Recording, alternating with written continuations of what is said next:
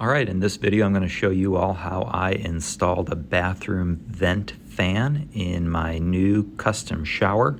And I did this by converting a light from our old tub and taking the power source from the jacuzzi motor and rerouting all of that. I'm also going to show you how I routed this outside, so follow along and I hope this is helpful. This is a combo light and fan, and again, this is just going where the old light used to be.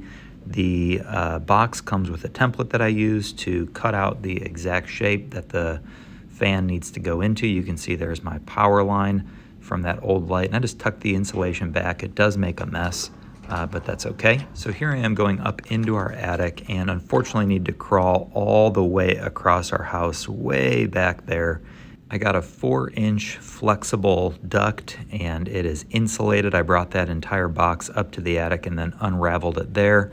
I thought that would be easier than trying to drag the whole thing unraveled up, and so here we are up in the attic, and this is actually a telescoping pole that I put up through that hole that I cut just to kind of get my bearings on where I was. I knew I wasn't going to be able to crawl all the way back there, but you can see how far into the attic I was. Really uncomfortable work. I hope if you have to do this, you have a little bit easier access, but I made this work. So here's that pole, goes down into the hole that I cut where that light used to be.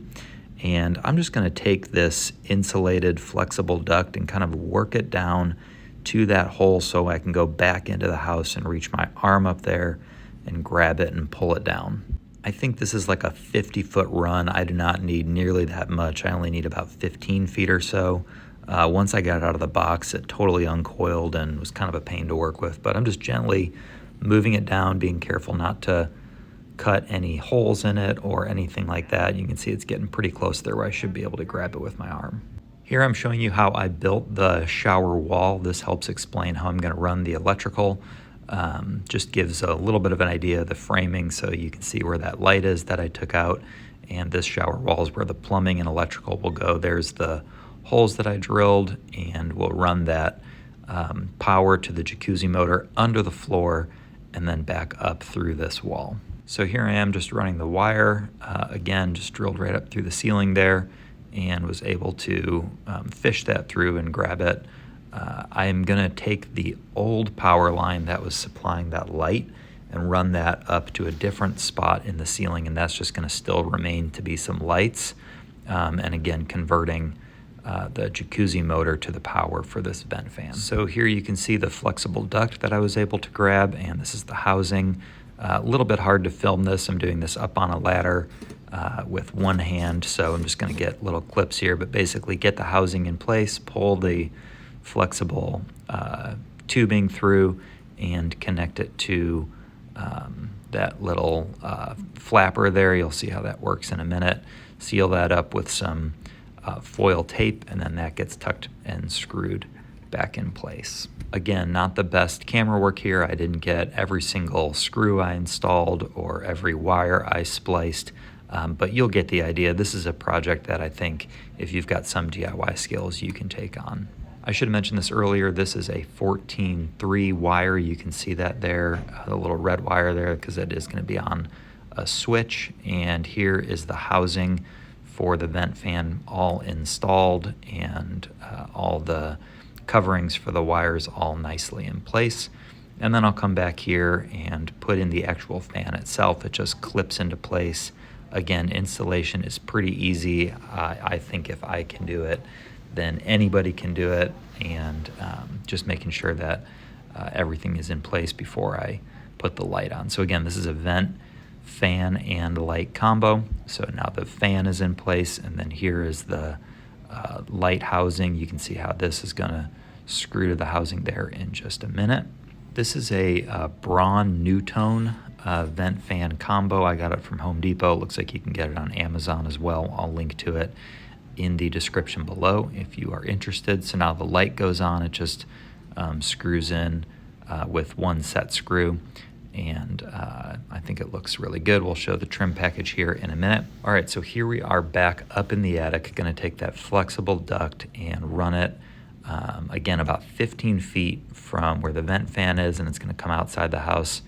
This is the gable end of our house. That's some foam board, and then that is covered with siding. So I'm just screwing in this wooden block here to give the vent exhaust piece, something to screw to.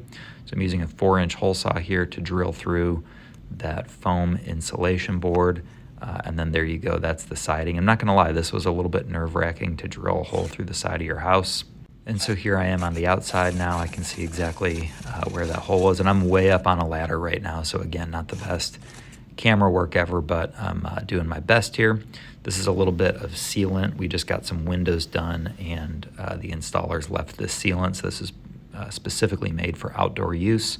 Put a ton of sealant around the opening here, put another bead around the outside. You can kind of see it there, and just smushed that onto the siding. So now these screws are going into that wooden square that I installed on the inside to give it something to bite to. And again, this is pretty high up, so you can't see it all that well, so I just did the most ugly job that you can imagine with all of that sealant, just trying to make sure that it was watertight, and then did not seal the bottom. So if there's any moisture that does get back there, it can hopefully drip out the bottom. So now here I am just attaching that flexible ductwork to the piece that goes outside, and sealing it all up with some foil tape. And then I go way overboard here with the spray foam because it's really fun to use, and just making sure that everything is nice and insulated. And then I'll bury all of this with that blown-in insulation once it dries. There's probably a good argument to be made here to run all this with a rigid pipe, but that is beyond my skill set, and so I'm just using the flexible pipe. You can see how that looks from the outside. You can barely notice it unless you're looking for it, but pretty happy with the way that turned out. Okay, so now here on to the switch for the vent and fan combo, light combo, just putting a old construction box into that wall that I built, pulling the 14.3 wire down and the 14.2 wire up. I did have to install a junction box, which I'll show here in a minute. The power line that was feeding the jacuzzi motor had to pull over. It wasn't long enough to go all the way up to that switch, so I put a junction box down there. And then this comes up to the switch, and you can see one switch for the fan, one switch for the light. And this is a pretty nice combo here. It turns on after a minute with the shower running and when it detects moisture, or you can flip that switch just twice real quick and it will turn the fan on manually. So we've been really happy with it, as I'll show here in a minute, as this is now a finished space. And here you can see how it looks, the little junction box up to the switch and all the way up to the light. I hope this video was helpful. Subscribe for more DIY projects like this.